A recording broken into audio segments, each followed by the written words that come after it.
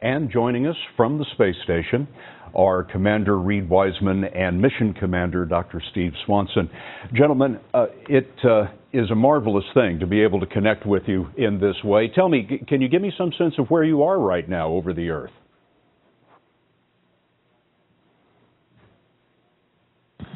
Yes, we can. Right now, we're over the Pacific Ocean. And, of course, our Earth is mostly water, 70%, so we spend about 70% of our time over water. And the station's traveling at what speed?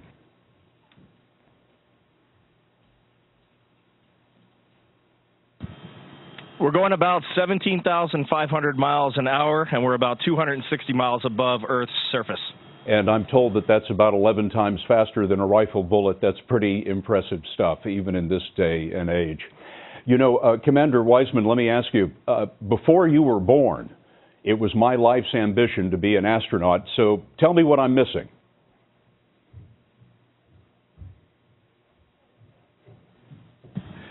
Oh, I don't think we have enough time on this program to give you all the basics, but I would say, without a doubt, the view out the window is way beyond what I ever dreamed it would be.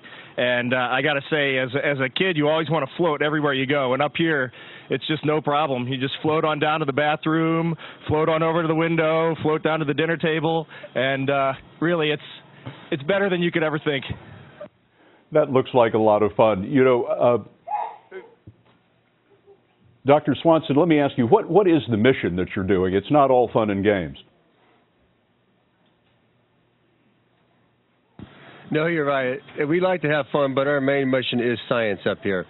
We perform over 170 experiments while we're up here, and of course we have to maintain the station and keep it running efficiently and smoothly. And how's the station doing after all these years? Well, it's doing pretty well, but just like any ship, it needs its periodic maintenance. And so things do fail, and I actually like doing the fixing part of this work. So we get to do that once in a while, and sometimes we even get to go outside and fix things. So we always like that. Commander Wiseman, let me ask you a couple of questions about all this tweeting that you've been doing. You've really caught on in the social media world with all these pictures you've been sending out. What are a couple of your favorite pictures that you've tweeted? Well, certainly so far, coming up over the coast of Chile, and seeing the volcanic field that I saw there, that was really spectacular. And then just this morning, we came over the northern coast of Australia, and I was in the cupola with Dr. Swanson, and we just looked down. The way the clouds and the red desert met the ocean, from up here, the view was absolutely spectacular, and it's burned in my mind, and I'm never going to forget this morning. When you first stepped aboard the station, what did you think? You're one of the most enthusiastic astronauts we've seen in a while.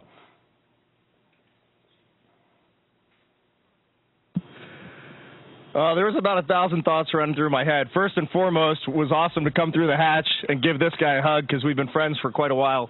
So it was great to see Steve up here.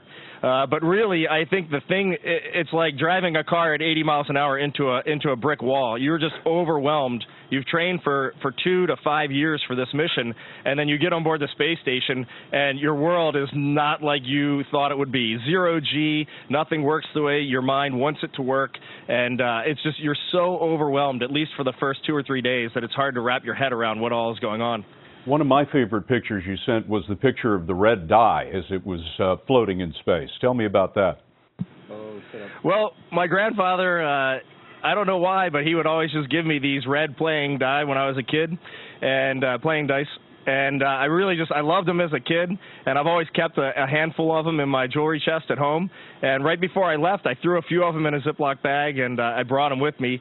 And I don't know why that picture worked so well. It's just really neat to see that crisp red dye against the blackness of space with our Earth under it. I think the playing dye is something that everybody can kind of relate to. So it's like a little toy up there floating around that everybody can imagine, but it's in this completely foreign environment. And I think that's why that picture is so spectacular. Do you guys get a crafts game going once in a while?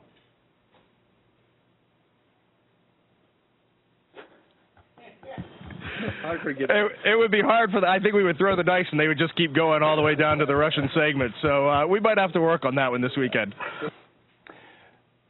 Dr. Swanson, you've been outside in a spacesuit working on repairs on the station. What is that like, to be outside that spacecraft?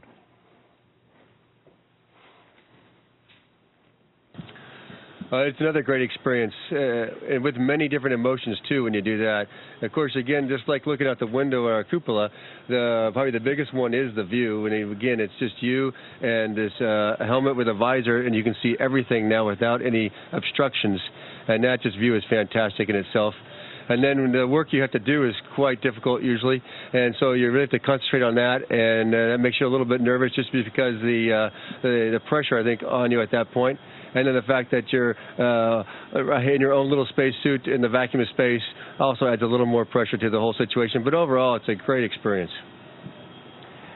You know, I'm curious, Commander Wiseman, how do you tweet from there? I take it you don't have a smartphone on you.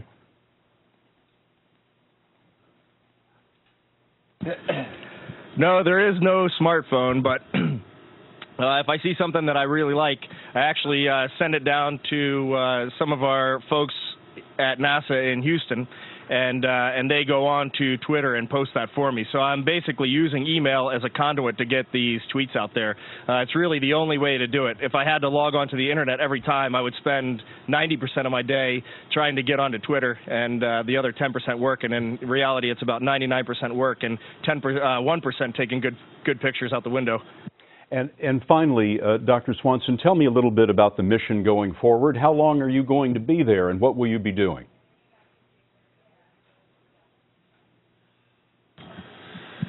I leave on September 10th. Reid has another 2 months after that up here. Our mission right now, hopefully we're going to get another cargo vehicle called Cygnus or Orbital 2, hopefully soon, and that will bring us supplies and more science to do. At the same time, we are probably going to go do some spacewalks to repair some equipment that is broken outside. We're still waiting on how that's all going to work out timing-wise. We also will have an ATV, which is a European transfer vehicle, coming in August, along with a SpaceX, which again has more science and more cargo on it. So we have a multitude of cargo vehicles, plus some spacewalks, plus lots of science. It's going to be a fun time. Come on now, admit it. You look forward to things breaking on the outside so you can step out, don't you?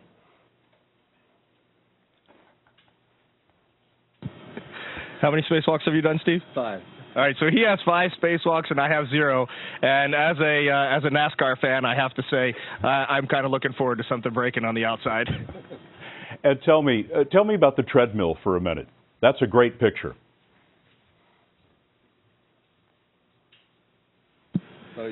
I think the thing with I still am not really on good terms with the treadmill. I'm hoping we're going to be in a nice relationship soon. But at 0G, everything inside you is floating. Everything in your stomach's floating. And for the first 2 or 3 days, you don't have to do any workouts at all. You just kind of adjust to 0G.